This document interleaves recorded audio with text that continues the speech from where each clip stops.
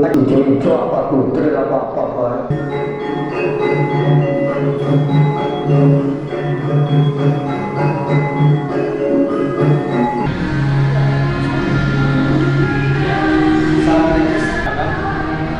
Misal podcast ini tuh persiapannya begini, tinggal kita siapkan bahan yang mau dibahas dalam acara itu. Diajakin tuh buat bikin film yang tadi sakit judulnya.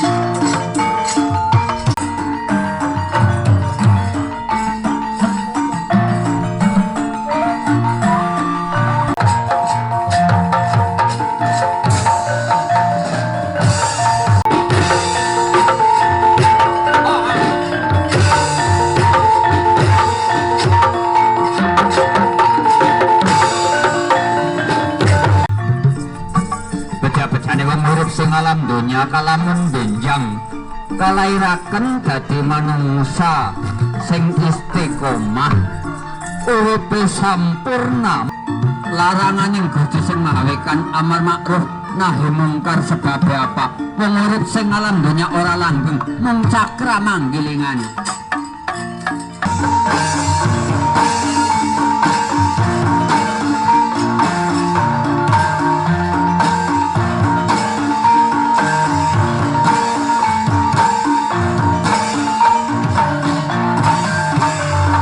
Wong urip ning alam donya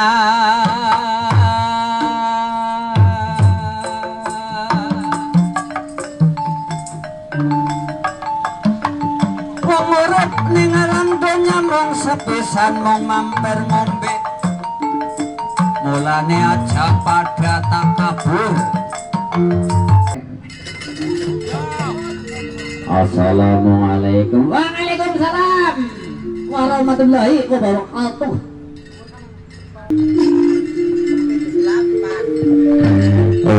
Ngawur ge. Kang, apa? Ya nyong karo sampean Kang Luput ulun sing alam dunya sejatine apa sih sing digoleti? Pemuda yang cinta tanah air. Bagus ya. Waduh, bapak ora katokan. Nang apa sih? Bawor bareng jadi bakul kerambil jadi rempunteng ya. Foto anaknya bawor ki. Jenenge siapa? Jenenge Setur. Ayo mangkat lewat jalan rumpil aja nganti kejiwak-jiwak.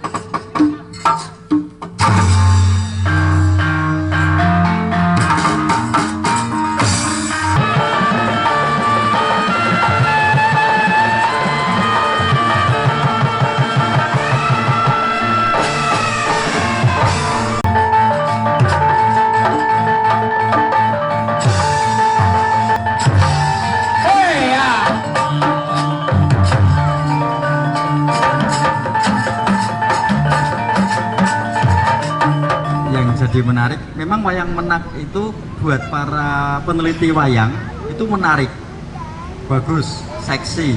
Tapi di tataran pasar, kalau kita bicara pasar real itu nggak begitu primadona juga gitu. Ini dugaan saya dari obrolan saya sekilas dengan Pak Kuswanto beberapa saat yang lalu. Dan kita pengen mendengar Bu Kuswanto mungkin bisa bercerita Bu. Wiwit rumit kapan Pak Kuswanto menika Ibu tetep anu dipun magipun Ibu pinanggih Pak Kus sampun dalang sampun nggih sampun nggih kepanggih wonten pundi Bu namung caket kak Pak Pak Enggo nggih oh ning Ibu sinden napa-napa mboten ning kepanggih waktu itu Pak Kus sampun dalang nggih sampun damel wayang sampun dalang menapa kegiatanipun Pak Kus menapa kemawon toh terkait dengan wayang nggih namung damel nika wayang golek damel wayang golek kalian pentas ning rumiyin dereng dalang golek Pak wayang kulit ingkang pun oh dalangipun wayang kulit nggih rumiyin terus beberapa tahun kemudian udah mungkin Mbak Sindu udah meninggal ya, itu terus bapak pindah ke menggantikan, wayang meneruskan golek. dengan wayang menak menika nggih. Wayang golek menak nggih. Menak napa menak? Menak. Menak. Itu memang khusus Kebumen punya itu Pak. Khusus Kebumen nggih. Tahun pinten Bu Bapak jaya-jayanya berwayang menak menika? Nggih nek napa nggih? Nek wayang golek wonten kados wayang kulit nggih Mas Vito nggih. Bentenipun Napa nggih panggungipun ngoten lah. Nek Ah. rumiyin pas wayang kulit sebulan ngantos ping pinten ngoten. wayang zaman jaya-jayanipun sebulan ngantos ping pinten wayang kulit? Nggih wonten 12 lah namung nggih. 12. Nggih. Wayang menakipun Nek paling namung 6 napa 7. 6 atau 7 nggih. Nggih. Saya sempat ngobrol sekilas dengan Pak Kus ngendika mengapa wayang kulit lebih diminati karena limbukane iso nakal. Kalau wayang kulit ya agak nyerempet-nyerempet gitulah. Sementara wayang menak karena suasana Islami syiar sehingga agak kudu temoto gitu. Jadi tidak bisa mengikuti selera pasar. Ngoten nggih. Kita akan mohon kepada Bapak Ibu untuk mengoreksi jika hal ini salah. Tahun pinten Bu menikah kinten masih banyak ditanggap. Tahun 80-an tasih? 80-an tasih wayang kulit kadosipun. Tasih wayang kulit ning laris nggih zaman semanten nggih. Alhamdulillah. Tahun 90-an Nggih rumiyin napa nggih tesih Pak Basuki mon dereng pati dereng mentong niku napa. oh nggih Pak Masuki dereng Nggih. intens ten niku nggih. Nggih. Tesih rumiyin namung tesih Bapak kali Mas almarhum Mas Jinal mon dereng nggih. Nggih. Menawi wonten Klentu wayang menak wonten dalem menika juga menjadi objek penelitian dari para peneliti. Oh nggih. Saking pundi mawon nggih Bu? Nggih saking isi Solo, Pak. Saking isi Solo. Nggih, nggih. Termasuk Cik Bambang. Oh, kok cepet sing iki sedulur, sing iki peneliti jan. Oh, Pak Bambang meneliti itu. Nggih. Terus sinten Mas Bagong niku adikipun Mbak Sophia. Nika S3-nipun. Oh, mandat menika. Nggih. Katanya juga dari Jepang Ibu, Oh, nggih. sampai pentas juga. Nggih, kaan tahun pinten? Ayo Mbak Mayang yang Iya, kalau nggak salah waktu itu tahun 2005 itu rombongan dari Jepang, orang-orang Jepang iya melakukan pentas juga di depan rumah, ngadain pentas. mereka ngapain di saat di rumah? Meneliti itu, belajar itu. Iya, kalau itu muridnya Pengrawitnya Jepang. Iya, dari pengrawit, sinden sama yang itu yang main juga. Dalangnya juga Dalangnya Jepang. Dalangnya dulu masih Pak Den, almarhum Pak Denarto. Pak Denarto gitu. Tapi orang Jepangnya juga bisa dalang masuk. sidik-sidik gitu. Bisa, kayaknya bisa.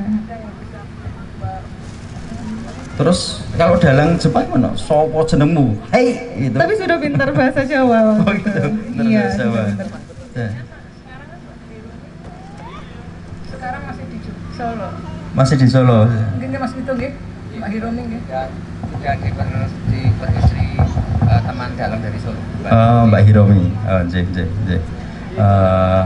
Ini masa-masa jayanya wayang-wayang kita sebelum kemudian Nyon Sewu selain faktor kesehatan dari Pak Kus juga memang permintaan semakin menurun ya, semakin menurun. Ini sebenarnya gimana sih kondisi wayang kita, wayang di Indonesia realnya gitu? Apakah gampangnya ngeten Pak Bambang Cahyono? Ini kan belak-belakan mawon nggih. Apa aku iso urip saka dadi dalang? Atau harus yang lain-lain sehingga dalang hanya menjadi bonus ngeten? Saya tanya Pak Slamet Pramono itu nggak jelas toh. Sing gurune apa Pranoto Hadicaron? Gimana kondisi real dalang di Kebumen Pak Bambang? Mungkin bisa memberi gambaran, monggo. Perkenalan rumiyin Pak menawi wonten ing dereng tepat. Ya terima kasih Mas Sigit yang sudah memberi kesempatan waktu. Salam sudah nitip yang depan aja dulu. Langsung saja pada poinnya. Tadi dikatakan oleh beliau Ibu Gusmanto, yang salah satunya peneliti wayang golek adalah salah satunya saya. Dulu masih STSI, belum isi Bu dulu masih Sekolah Tinggi Seni Indonesia. Alhamdulillah ya bisa menyaksikan dan bisa lulus. Kenapa? Memang saya akui bahwa saya alumni dari Sekolah Tinggi Seni Indonesia Surakarta, tetapi saya memang tidak bisa menampilkan wayang sebuah gelaran dalam arti tanda petik yang bagus seperti Mas Wito. Karena apa? Karena pada waktu itu adalah pagelaran di STS Surakarta, jurusannya itu ada dua macam. Satu adalah jurusan keilmuan, adalah hasil karyanya skripsi. Yang kedua penyaji, hasil karya adalah menyajikan karya. Kalau pada waktu itu, kalau tidak salah seperti itu. Jadi setelah semester 3, saya tuh memang sudah tidak mendapatkan materi pembelajaran sifatnya praktisi, lebih banyak teoritisnya. Jadi mungkin Mas Wida sekali paham bahwa memang seperti itu. Jadi saya lebih mengedepankan pada tulisan-tulisan saja atau karya-karya ilmiahnya. Tadi dari Mas Sigit menanyakan bagaimana tentang kondisi pagelaran wayang di Kebumen, apakah bisa untuk menghidupi. Kalau menurut pandangan saya, sebenarnya yang namanya pagelaran wayang itu adanya inovasi sudah lama. Bagaimana caranya untuk menarik penonton atau publik suka dengan pagelaran wayang. Pada saat itu pagelaran yang dilakukan di Keraton Surakarta dan Sriwedari, saya masih ingat, pada waktu itu sangat pesat sekali perkembangan. Pada waktu-waktu saya masih belajar di sana. Dan waktu itu saya juga mendapatkan informasi dari beberapa seniman dalang yang sudah tua. Pak Gondo Darman dari Sragen salah satunya dulu yang menyampaikan, mengatakan bahwa dulu sebenarnya wayang sudah ada inovasinya, yaitu pada zaman pemerintahan Jepang di sini, penjajahan di sini, pagelaran itu sudah ada istilah wayang ringkes, Pak. Wayang ringkes artinya, namun itu bukan karena inovasi karena keadaan masyarakat pada waktu itu ada jam malam pada waktu itu. Ini adalah informasi dari Pak Gondo Darman waktu itu, ada jam malam sehingga pagelaran tetap disampaikan hanya beberapa, tidak sampai pagi, hanya sampai jam 12 itu karena. Namun itu kan salah satu wujud inovasi.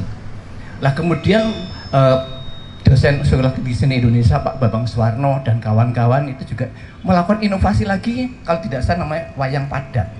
Jadi ada wayang ringkas dan ada wayang padat. Ini kan salah satu gebrakan para pelaku seni bagaimana supaya pagelaran itu menarik pada penonton dan penonton tidak membosankan. Kemudian kalau kita kembali ke Kebumen, ini saya mengatakan dari awal memang dari Kebumen. Kenapa saya lulusan Sekolah Tinggi Seni Indonesia kok tidak hidup di pagelaran wayang, ora dadi dalang? Memang Pak Sigit, saya kalau dadi dalang ora bisa urip, Pak. Dalam tanda petik untuk menghidupi ekonomi keluarga kesulitan. Maka saya berusaha untuk mencari akta 4 dan saya mencoba menjadi seorang pendidik seperti Pak Pramono ini. Tanpa saya lari ke situ, mungkin saya jadi pagelaran wayang nggak payu, Pak. Orang payu ora iso makan anak bojo. Maka sampai sekarang ketularan Pak John Silumbu jadi tukang sulap. Nah, tapi pikir-pikir wayang ora payu, MC wis nari kok ya ora payu, dhisik nari kok ya payu. Nah, jadi saya kembalikan pada Mas Sigit. Sekarang tentang dalang. Kenapa? Bagaimana gebrakan seorang seniman dalang sekarang? Ini akan dikembalikan kepada pelaku seni itu sendiri. Baik sukses dan tidaknya pelaku seni itu sendiri. Bagaimana cara? Mestinya harus melakukan inovasi, mulai dari nilai estetisnya, jangan menghilangkan religiusnya, jangan menghilangkan edukatifnya, tapi tetap ada, namun tetap eksis. Demikian kali, terima kasih. Assalamualaikum warahmatullahi wabarakatuh. Matur nuwun. Disampaikan ke sebelahnya. Ngaten Pak Slamet. Sebelum saya mengajukan pertanyaan ke Pak Slamet, Pak John Silumbu silahkan bersiap-siap dengan mantra-mantranya. Akan kami minta untuk 1-2 nomor sulap di sini. Oke, silahkan. Ini Bu, jadi kita tuh nggak pernah ada random. Randomnya berubah setiap menit. Pak Slamet, mungkin saya harus minta maaf bahwa kesan awal itu menjadi seakan mendangkalkan wayang cuma sekedar golek upo. Nyun sewu.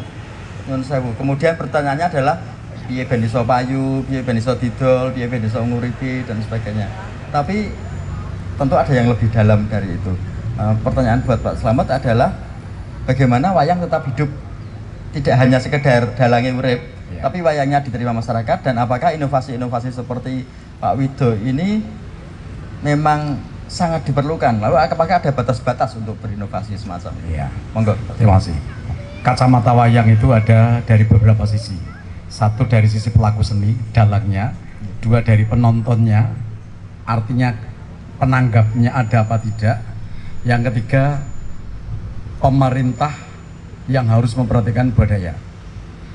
Dalang sekreatif apapun, ketika tidak ada animo masyarakat untuk menyukai karena kalah dengan desakan budaya yang lain, maka wayang ini akan semakin tersisih seterusnya.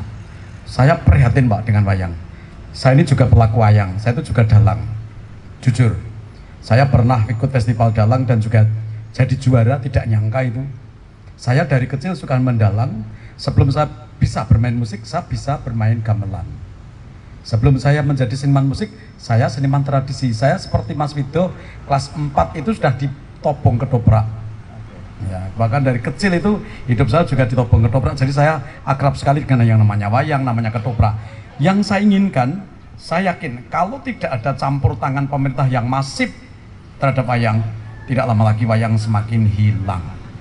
Beneran Pak, saya sudah prihatin. Anak-anak sekarang, murid saya yang anak SMA 1, cah pinter-pinter, ditakoni wayang saja tokohnya nggak ngerti, wayang ini wayang apa sudah nggak pada ngerti, gamelannya juga sudah pada nggak ngerti.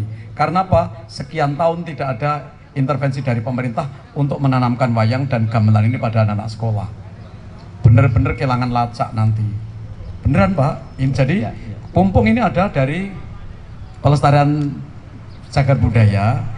Kiranya bisa menjadi bisa melakukan aksi-aksi yang melestarikan wayang ini.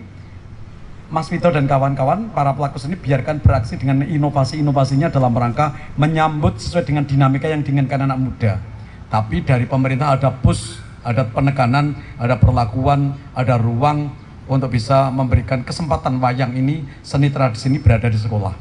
Selama tidak ada kesinambungan di sekolah atau di tempat-tempat di mana itu difasilitasi dan ada proses pembelajaran terhadap wayang, gamelan kepada generasi kita, ya tidak lama lagi namanya wayang itu kan raib. Meskipun saya sebagai orang yang ngerti yang namanya budaya, ya sebenarnya budaya selama masih disukai masyarakat ya silakan dipakai. Sebenarnya hilang ya hilang dengan sendirinya. Dari dulu budaya itu seperti itu. Tapi kalau kita sepakati budaya ini bernilai luhur, ada value-nya yang harus kita tanamkan pada generasi muda, mestinya ada push perlakuan dari pemerintah. Meskipun kalau kita ngomong dari segi budaya dan kita bandingkan dengan agama, budaya itu budidaya manusia Pak. Kalau masih dimau ya biarkan dimaui. Kalau bubar gitu aja. Itu kalau kita bicara netral sesuai ilmu perkembangan. Tetapi sekali lagi kita mengatakan wayang itu ada nilai-nilai yang katanya luhur, yang luar biasa. Ya, lagi delok wayangnya aja itu udah karya seni yang luar biasa kalau kita tungin sapi Pak sebenarnya. Tapi kapan kita bisa menyampaikan itu pada anak-anak kita? Nggak pernah ada Pak. Maka wayang di Kebumen ini jelas semakin mundur. Ya, saya katakan semakin mundur. Beda banget zaman Pak Basuki, zaman Pak almarhum Pak Zainal, zaman Pak Sindu, zaman yang lain juga. Sekarang dalang kita bisa hitung apa yang laku itu siapanya, bisa hitung. Maka saya selalu ngomong di DKD itu, dalang kuwi sing gelem melu DKD sing rapayu, sing laris-laris ora bakal gelem melu organisasi. Ya, saya heran itu karena Pak merasa butuh Pak, tidak butuh advokasi. Maka kita perlu advokasi lah, masuk DKD itu karena apa? Karena rapayu sehingga butuh diadvokasi. Mbak aku ditanggap, mbak aku ini sebagai fenomena. Ya, maka ini ruwet, ini benang-benang ruwet ini. Nah, nanti minta solusi juga dari Balai Pelestarian Cagar Budaya. Itu Mas Sigit. Terima kasih. Terima kasih Pak Slamet. Zaman saya kecil, karena kecil saya di Turi Sleman Bu, saya masih ingat selalu nonton ketoprak dan ada lagu pertamanya adalah itu ketopraknya grupnya Sabta Mandala, Marsida BSC dan lain-lain. Kodam 7 Diponegoro itu. Artinya ternyata institusi-institusi negara itu menjadi bapak angkat ya dari komunitas-komunitas seni pada masa itu. Nah, saat ini pun kodam 4 pun beda. Kita akan minta tanggapan dari Ibu Manggar untuk soal tadi ada gerakan, ada satu intervensi masif dari pemerintah, dan yang penting lagi adalah soal bagaimana kita melakukan transfer pengetahuan, transfer apresiasi antar generasi itu sambil menggali mau ngendiko menopo, kita melihat yang goib kita melihat sulap dari Pak John Silombo. Perlu saya jelaskan, lombo atau ngelombo itu bahasa Kebumen dari ngapusi itu, jadi hati-hati ya Bu. Monggo Pak John. Langsung saja, tadi katanya suruh melomboni. Melomboni itu ya tadi sudah disampaikan ngapusi, tetapi yang diapusi pandangan mata Bu, jadi tidak yang lain. Coba saya ngetes dulu ngapusi Ibu Manggar. Saya ambil sesuatu dari sini, tertipu apa enggak? Saya pegang apa Bu? Enggak ada, sudah terapusi. Saya pegang mic Bu. Dari tadi saya sudah pegang mic ya. Oke. Sebenarnya banyak ini kalau dimainkan, walaupun alatnya satu tas ini bisa dimainkan sampai pagi. Iya, tapi tergantung. Oh Pak, kuat. Jadi begini, hubungan dengan tenaga, dengan wayang begitu. Biasanya kalau orang sudah mayang agak lama itu lemes seperti ini. Ini biar bisa kaku lagi, artinya semangat, harus ada bantuan orang lain. Iya, harus bantuan orang lain. Oh ya ini. Jadi ini harus bagaimana mendapat elusan atau motivasi semangat dari orang lain biar bisa menjadi semangat lagi. Misalnya Mbak Mayang, coba tolong ini dielus-elus. Iya. Pegang terus dilus-lus. Iya. Setelah itu dilepas. Oh, kurang ngelusnya dengan perasaan. Iya. Dilus dengan perasaan, kalau sudah mantap dilepas. 1, 2, 3, lepas. Wih! Ternyata sudah menjadi kaku. Nah ini ibaratnya seperti wayang, kalau kita sudah lagi semangatnya terus saja abaikan apa kata orang. Jangan ditanggapi, wah wayangnya ngantuk ya, itu jadi ngantuk lagi. Itu, ini mumpung ada kesempatan, saya pengen menampilkan istri saya untuk unjuk kekuatan. Silakan sepola-polai. Silakan, monggo. Itu masih di on? Iya, ini demi konten, nggak apa-apa. Ini satu. Silakan cepetan saja. Itu ambil ini. Tadi kan untuk kerja sana linggis. Iya. Oh iya, ini pinter nyelumbat loh. Ya, ini selumbatnya di bawah. Penasaran, ini linggis, berat, keras sekali, berarti semangat sekali. Nah, namun kadang sesemangatnya seseorang suami, kadang istri itu kadang bisa membuat lemah. Harusnya bisa membuat semangat, tapi kadang juga bisa membengkok-bengkokkan hati gitu. Hati yang keras harusnya dibengkokkan. Oke, langsung saja. Ya musiknya gitu.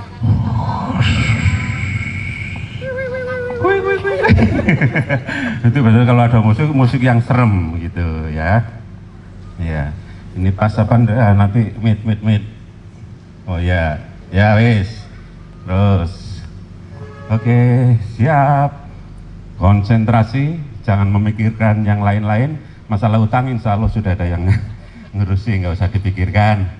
Jadi konsentrasi ini didatangi, dirawui Piyayi dari Jogja. Wih, tepuk tangan yang meriah untuk Ibu Wiji Winaras ya. Jangan lupa subscribe Wiji Winaras, promosi. Nah, terima kasih Pak John. Begitulah keguyuban. Jadi memang benar-benar gayeng guyupnya seniman dan budayawan Kebumen tergambarkan sore ini. Nah, kembali ke gugatan. Pertanyaan dari Pak Slamet Pramono kepada Ibu Manggar, ya Allah semanggaken. Monggo Bu. Nggih, Bapak Ibu sekalian, Assalamualaikum warahmatullahi wabarakatuh. Waalaikumsalam.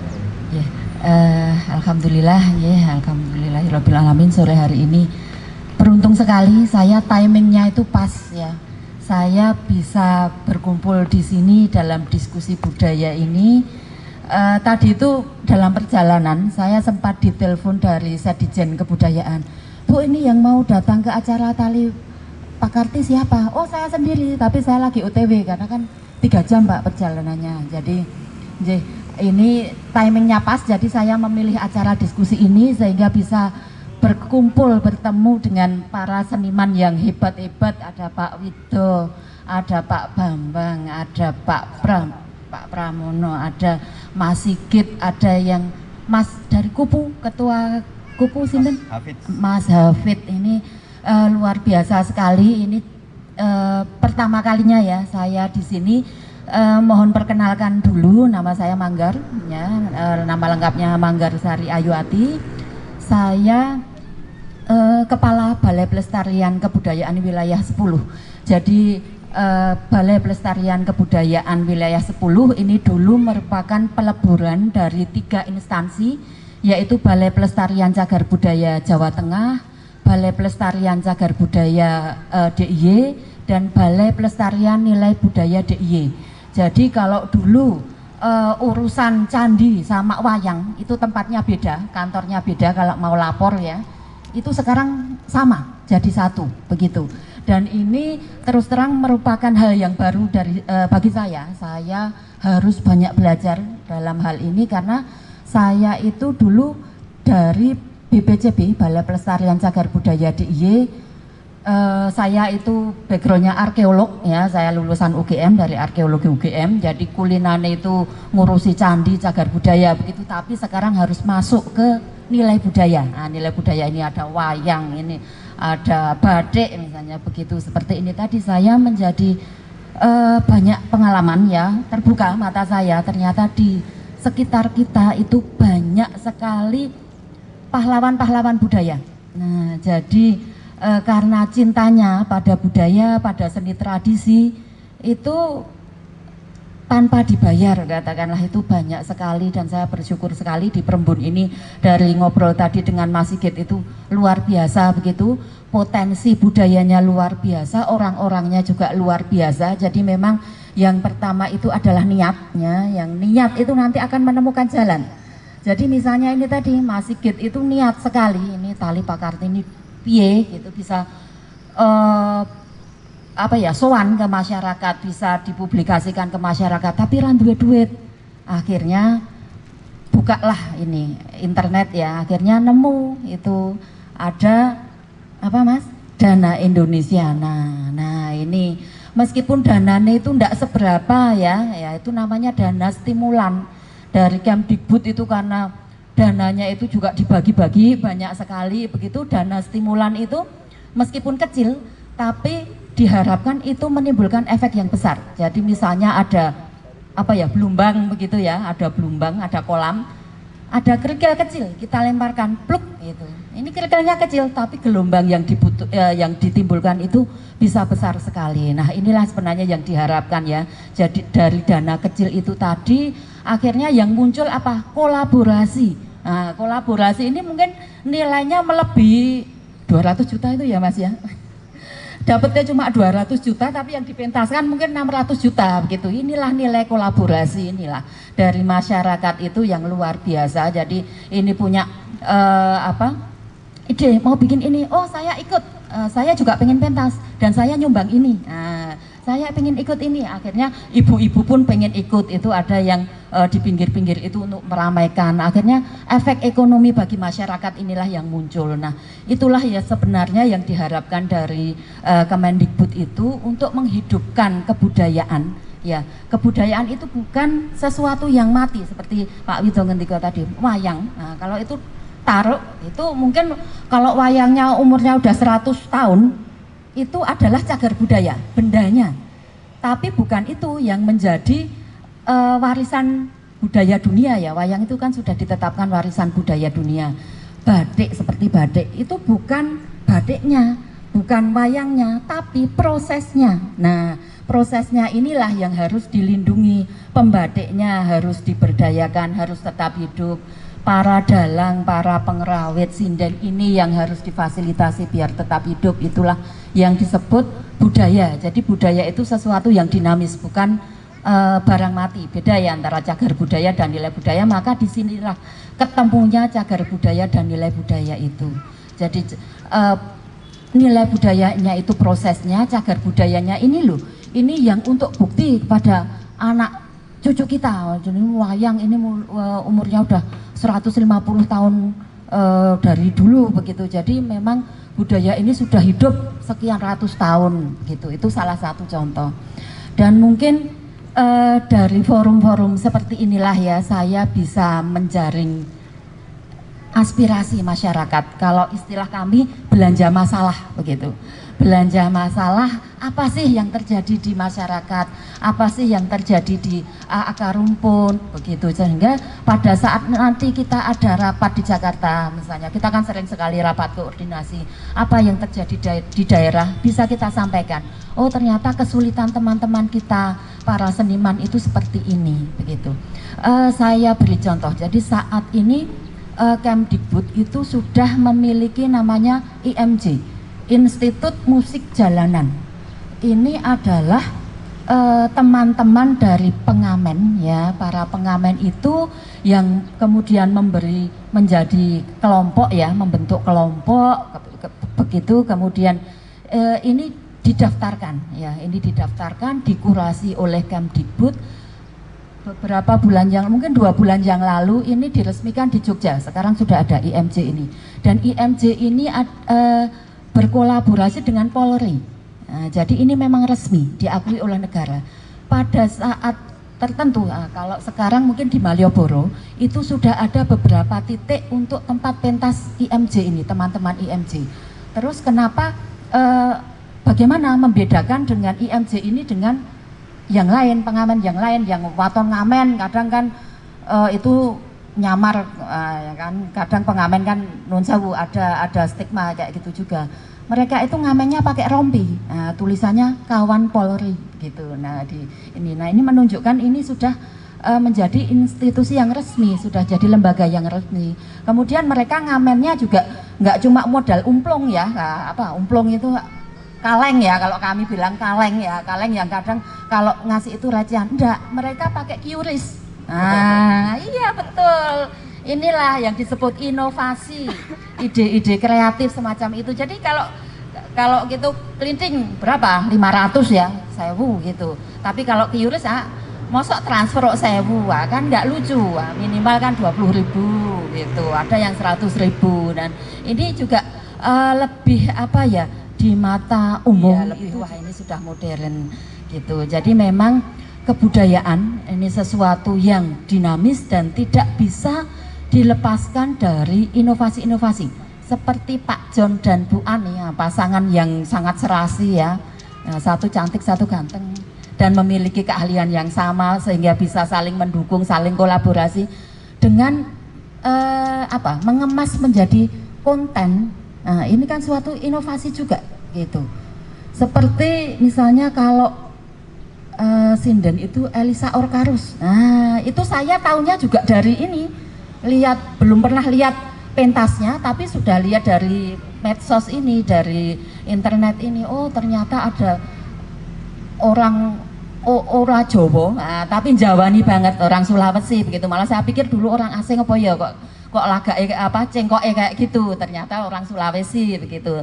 Nah inilah yang menjadikan dunia kita itu sempit ya dengan begini. Jadi kita itu bisa tahu hanya dengan membuka ini, kita bisa membuka wawasan kita. Mungkin semacam itu juga Pak yang bisa diupayakan ya, kita itu harus selalu berinovasi semacam itu.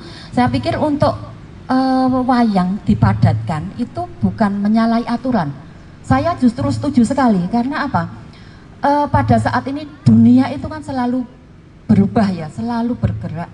Kalau orang dulu ya, orang Jawa dulu kan tipenya itu lain ya. Orang Jawa itu dulu sabar, kemudian agraris ya, agraris itu jadi dia itu memiliki waktu panjang ya untuk menikmati sesuatu. Wayang itu sesuatu yang sangat nikmat, semalam suntuk dinikmati begitu.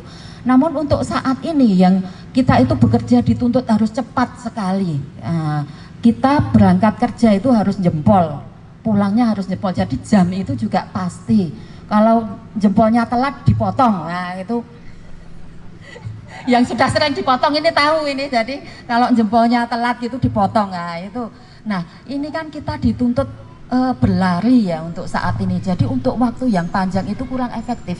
Saya pikir untuk selama ini tidak mengubah substansi, saya pikir tidak masalah begitu. Nah mungkin yang harus kita pikirkan ini tadi Mas Sigit ya, kolaborasi ya antar stakeholder ya. Mungkin bisa itu nanti misalnya diusulkan untuk sekolah kembali untuk menghidupkan apa namanya ya, mulok ya. Mulok itu sekarang udah tidak ada ya itu. Kalau dulu saya masih ada. Nah mungkin dimasukkan mulok semacam itu. Tapi memang pembelajaran itu sangat tidak efektif kalau cuma mulok itu berapa? 2 jam kan dalam 1 minggu begitu. Nah ini yang harus didukung oleh kolaborasi antara stakeholder itu, bagaimana mendidik anak-anak itu ya. Yang sangat simpel saja. Anak-anak kita sekarang, apakah basa Jawa itu bisa diimplementasikan dalam kehidupan sehari-hari? Nah ini yang menjadi tugas kita. Saya seorang ibu itu angel memang ya, karena apa, dari sekolah itu pun kan mereka datang dari berbagai daerah begitu. Begitu mau saya ngomong bahasa Jawa, dia tetap jawabnya bahasa Indonesia. Meskipun begitu saya paksa, saya ngomongnya kalau bisa semaksimal mungkin kita bisa bicara bahasa Jawa gitu. Nah inilah yang mungkin ke depan memang tantangan semacam itu yang berat sekali yang harus kita hadapi bersama-sama, dan kuncinya mungkin satu itu tadi Mas, kolaborasi dan inovasi. Ya mungkin sementara begitu Mas Sigit, matur nuwun. Iya matur nuwun Bu Manggar. Jadi tadi masalahnya Pak Slamet sudah masuk tas karena sedang belonjo masalah. Itu nanti semoga sampai ke Pak Nadiem di Jakarta. Bu Manggar, tadi ketika Bu Manggar kan dikode 200 juta, Pak Wido melerok saya. Gune untuk 200 juta. Apa sih gitu. Jadi berapa saya enggak tahu. Uang ini mengmaton. Nah, kan katanya spontanitas ini tadi ya. Jadi beda itu, beda. Tapi memang 200 juta itu. Oh begitu. Memang 200 ya Pak, sekitar itu ya?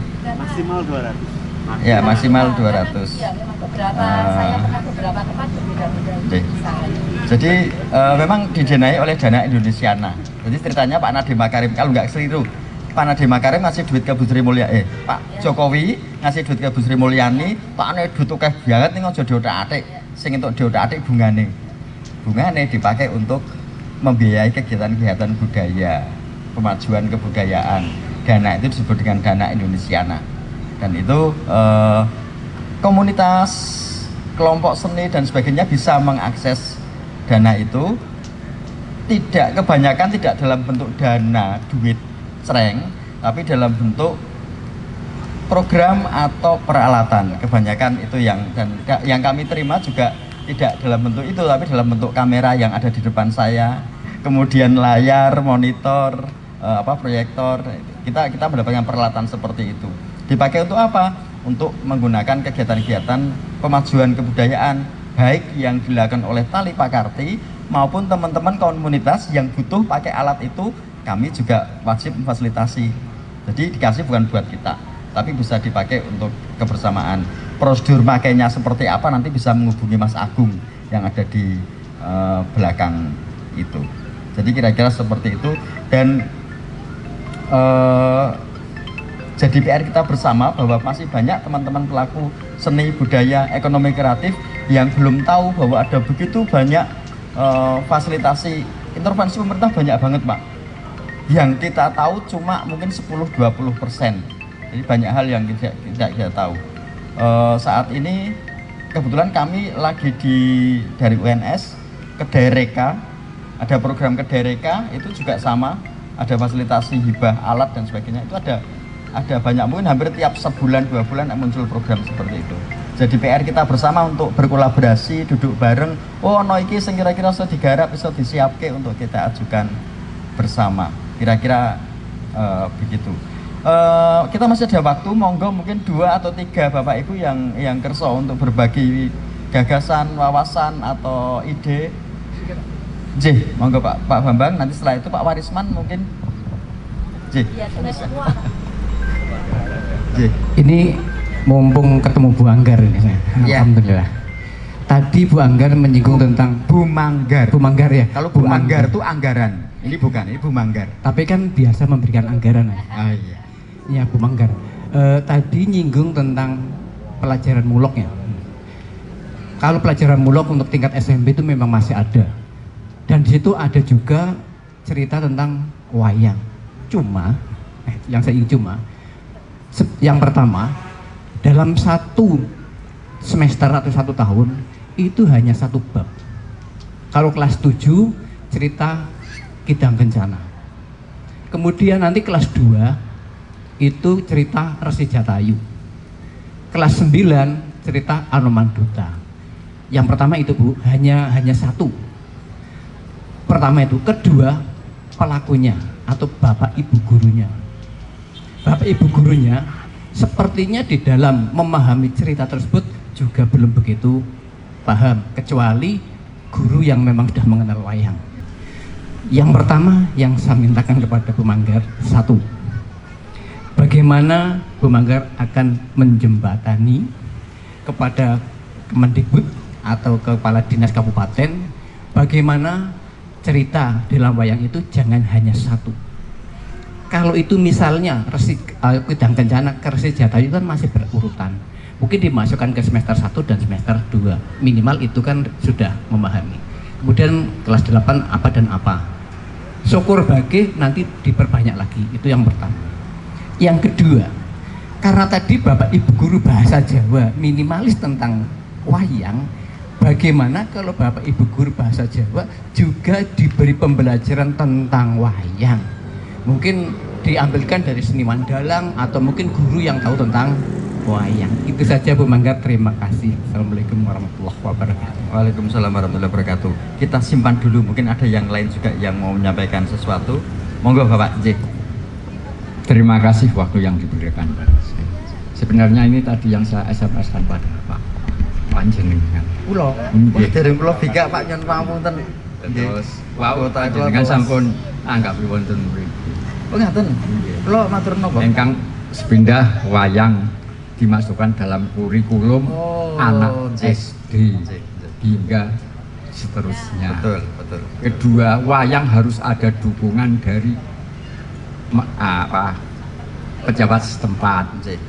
Yang ketiga, kalau wayang ditanggap pada masyarakat umum, hendaknya agak sedikit miring harganya. Kayak gitu loh. Ya, misalnya kalau ditangkap masyarakat agak miring sedikit harganya sehingga masyarakat bisa menikmati. Rungok kenalik. Yang kelima Pak, persatuan dalang harus dikokohkan. Kunci utamanya persatuan dalang harus dikokohkan. Dalam arti yang rendah ditaling biar sejajar. Misalnya di Brembun kok ada wayang, tabuhannya komik besi. Nah, dalang yang populer mengirimkan perunggu. Itulah Pak. Terima kasih. Maturun Bapak. Menarik bahwa ada semacam, kalau istilah bahasa Jermannya itu peer to peer empowerment antar dalang itu, bahwa antar dalang juga saling peduli, saling ngasah asuh gitu. Saya tidak tahu apa yang terjadi, tapi saya kira baik jika itu terjadi. Lalu ini soal kompetensi guru Bu, ketika berhubungan dengan itu. Contoh realnya gini, ada lomba mocopat setiap FLS 2N. Terus Pak Pramono. Dan pekan seni sekarang udah nggak ada. Oh, pekan seni. Lomba mocopat, dan menjelang lomba mocopat, para guru basa Jawa beramai-ramai mengirim muridnya untuk les keluar belajar tembang mocopat karena gurunya nggak bisa mocopat. Ini gimana Bu terkait dengan bagaimana kompetensi atau mungkin kecintaan juga guru dengan apa yang digeluti untuk ditularkan ke siswanya? Nuwun sewu, sebenarnya ini agak salah alamat, nuwun sewu, karena Saya itu di kebudayaan, Pak. Jadi Kemendikbud itu ada beberapa dirjen di bawahnya. Kan ada dirjen pendidikan. Nah, ini dirjennya kebudayaan. Kami yang bagian kebudayaan yang untuk urusannya dengan masyarakat. Kalau untuk dengan sekolah itu bagian dirjen pendidikan.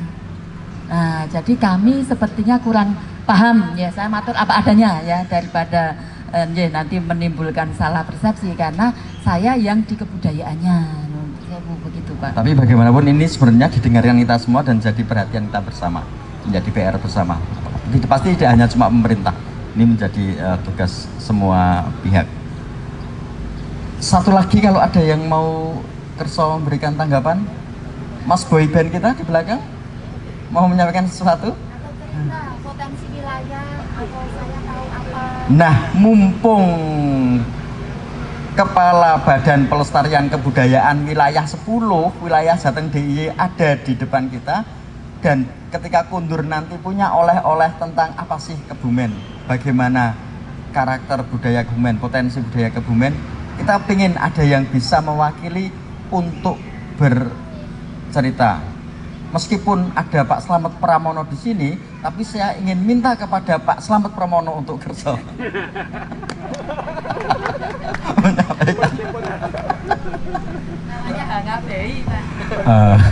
Terima kasih Bu. Jadi ada yang sangat memprihatinkan di Kebumen ini dan saya selalu membawa keluh kesah teman-teman seniman karena sekarang ini saya banyak melakukan advokasi yang tadi saya aturkan. Pertama, sekarang ini yang paling miris di Kebumen adalah teman-teman seniman ketoprak. Ketoprak ini kalau bisa monggo disampaikan apakah ada workshop ketoprak di Kebumen, kemudian diikuti dengan fasilitasi untuk ada festival ketoprak di Kebumen. Kami sudah bersuara di tingkat Pemda lokal tapi belum ada titik terang. Yang kedua, kita itu punya seni-seni yang sudah mulai hilang di telan zaman.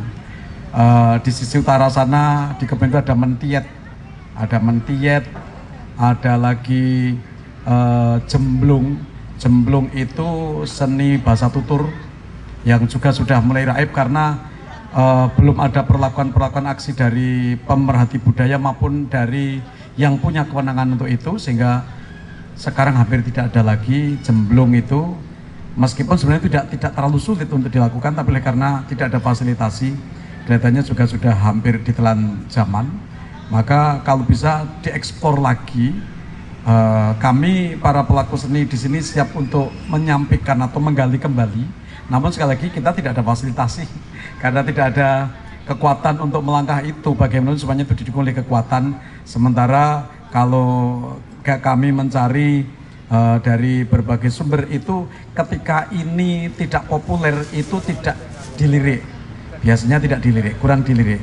Ketika itu tidak populer maka kurang dilirik, atau misalnya saya lari ke misalnya ke teman-teman Dewan dalam arti ketika mereka yang datang ke daerah itu membawa uang, itu namanya apa?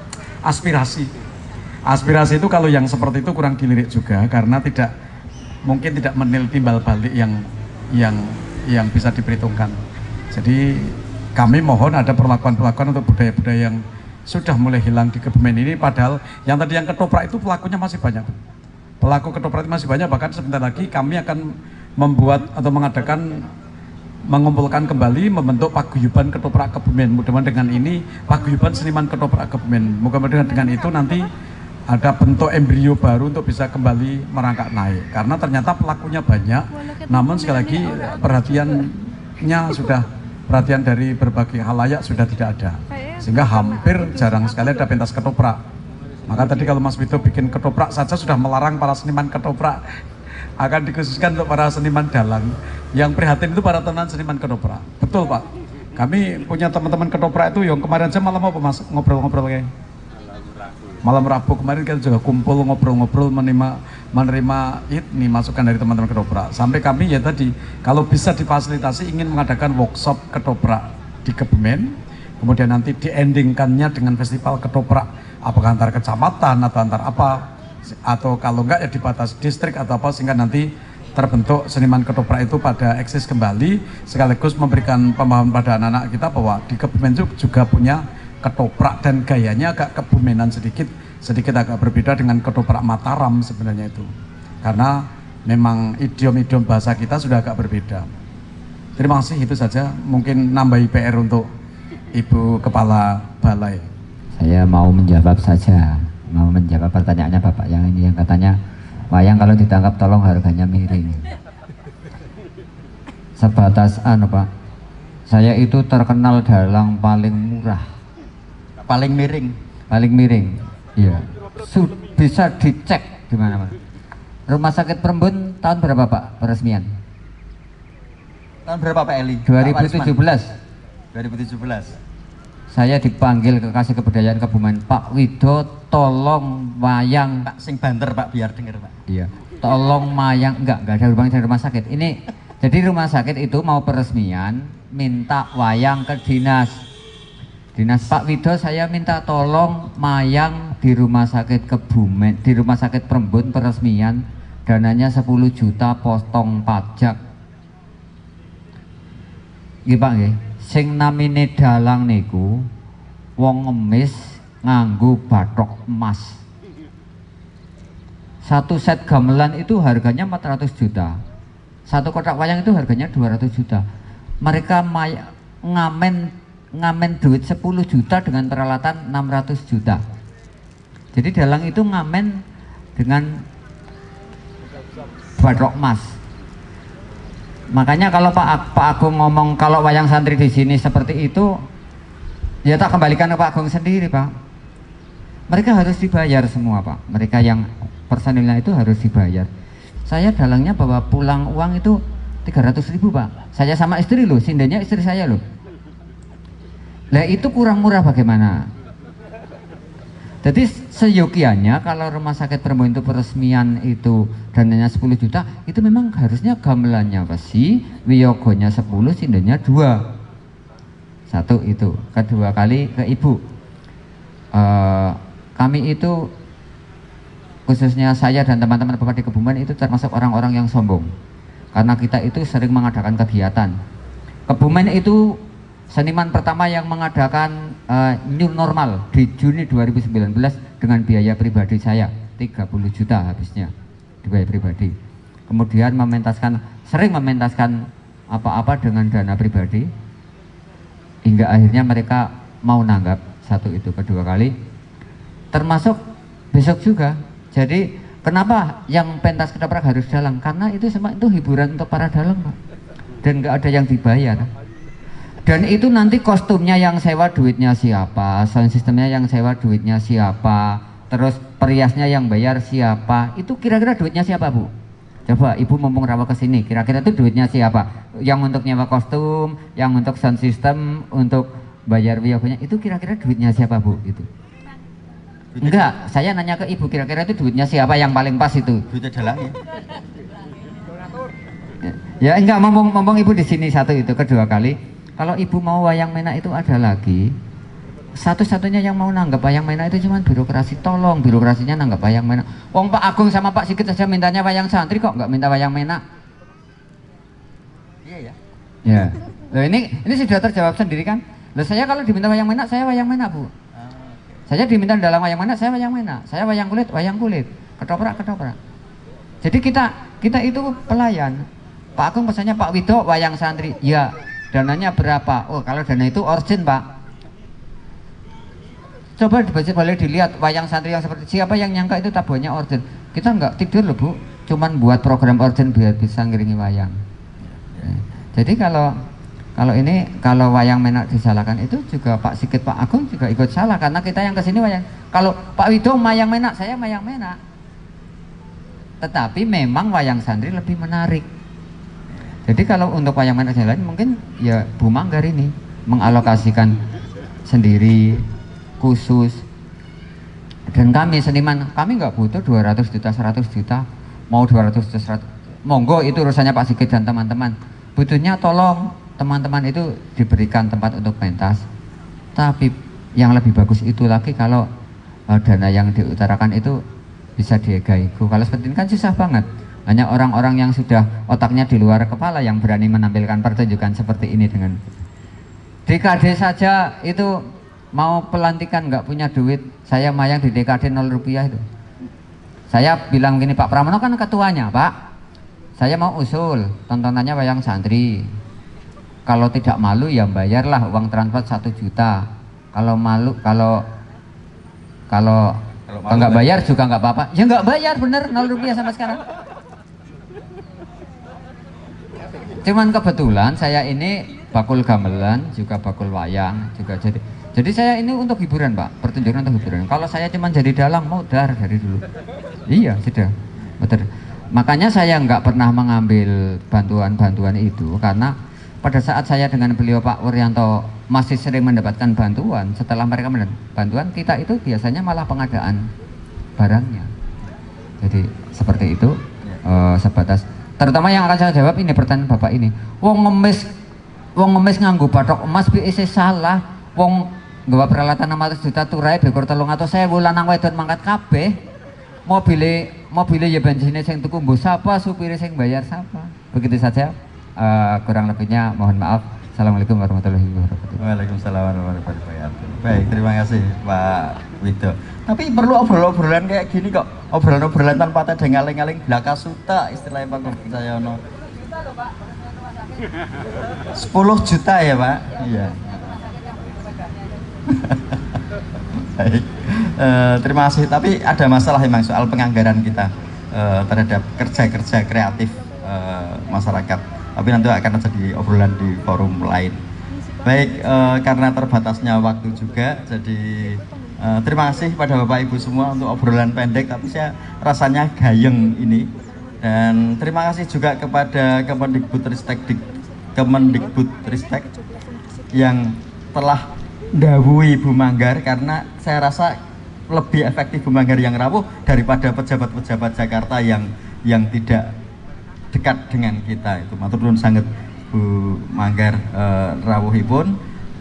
Sebelum kita tutup, kita ingin ucapkan untuk Pak Kuswanto semoga segera semakin membaik kesehatannya dan bisa bergabung dengan kita. Salam kagum Bapak Ibu. Dan untuk oleh-oleh kita kundur, kita pengen ada nek cara seminar itu closing statement gitu dari Bu Manggar untuk kita, supaya nanti ini menjadi awal dari relasi kita dengan Balai Pelestarian Kebudayaan Wilayah 10. Monggo.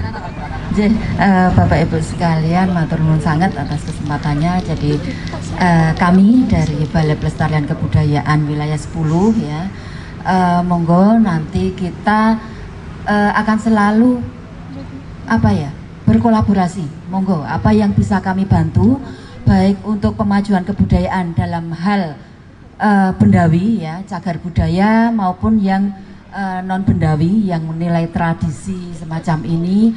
Monggo kita selalu bekerja bersama-sama dan kolaborasi ya, apa yang bisa kami bantu, apa yang kesulitan-kesulitan di lapangan itu apa yang perlu kami tahu, monggo disampaikan saja.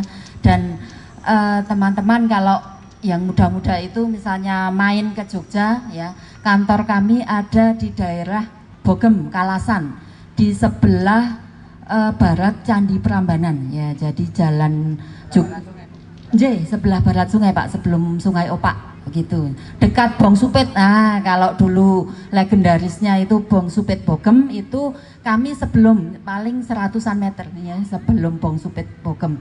Jadi di situ ada kantor kami, tapi kami juga memiliki kantor lain yang dulu Balai Pelestarian Cagar Budaya Jawa Tengah ada di daerah Jalan Manis Renggo, Candi Prambanan masih ke timur lagi. Juga ada kantor di dalam Jayadipuran yang ada di kota Jogja, di dekat Pura Wisata, yang itu lebih konsentrasi ke nilai budayanya. Jadi mungkin dengan peleburan kantor ini ya, antara cagar budaya dan nilai budaya, mungkin akan lebih mempermudah masyarakat dalam mengakses informasi mungkin, dan lebih mudah untuk kita bekerja sama. Mungkin itu Pak Sigit, terima kasih. Wassalamualaikum warahmatullahi wabarakatuh.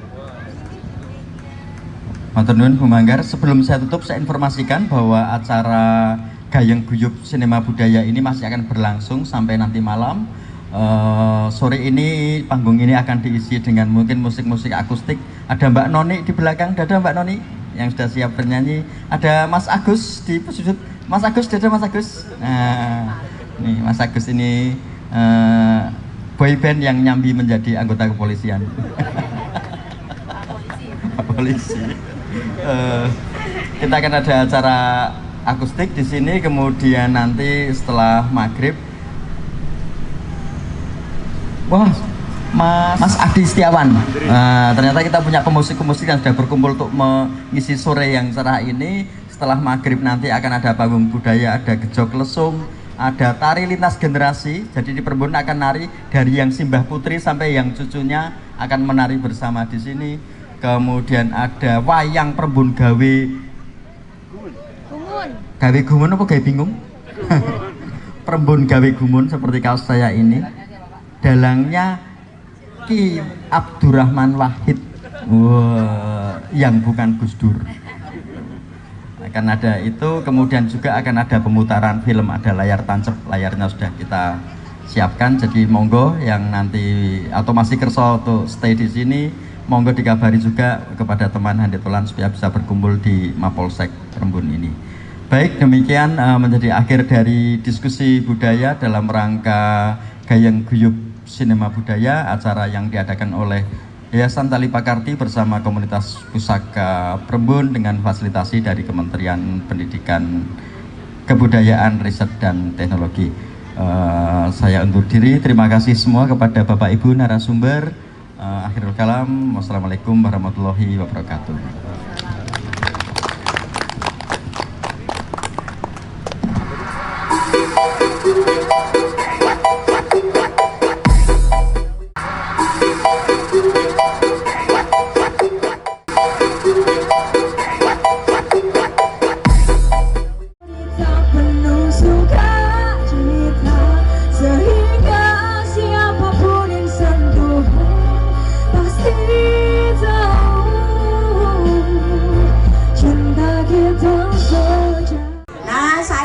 Nguri-uri kabudayan Jawa, saiki kowe kudu pinter gojek.